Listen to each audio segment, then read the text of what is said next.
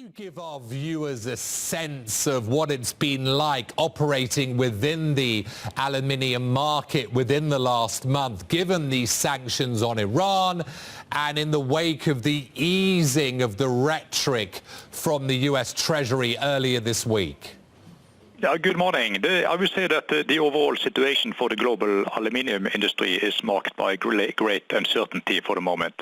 There are several factors that are surrounding us at the same time, like the U.S. tariffs. We have the U.S. sanction on Rusal, and of course also the Alunorte alumina refinery situation in Brazil.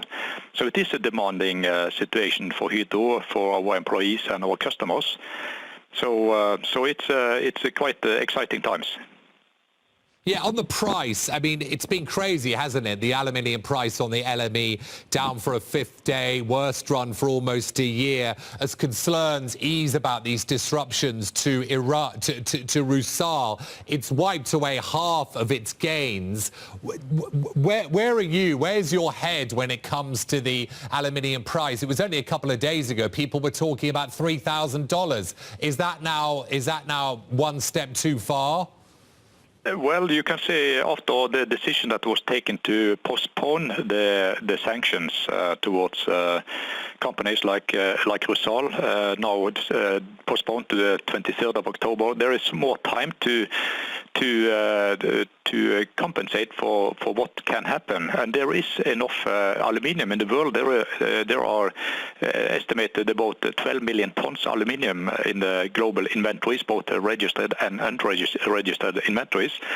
So we expect that Rusal will find other markets for their metal. So it will be a displacement of the metal balance in the world. But if Rusal is not taking down capacity, it is not changing very much the global balance as such. And today we are in a quite balanced situation, but we expect that there could be a deficit during 2018 in aluminium.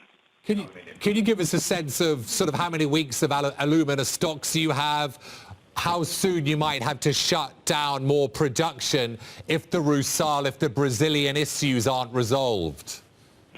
Yeah, that is the good question. We are in a situation now where we are sourcing alumina from alternative sources, but there is not very much alumina available in the market.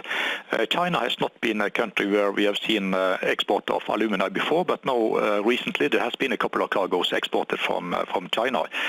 But still, if you look at the alumina situation with Alunorte, which is the world's largest refinery, at 50% capacity, this has a big impact. So it is still a possibility that metal capacity has to be taken out because of lack of raw materials.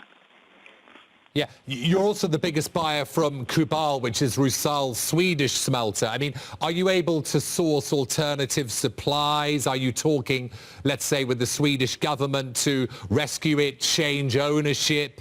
And if so, I mean, could Hydro be involved?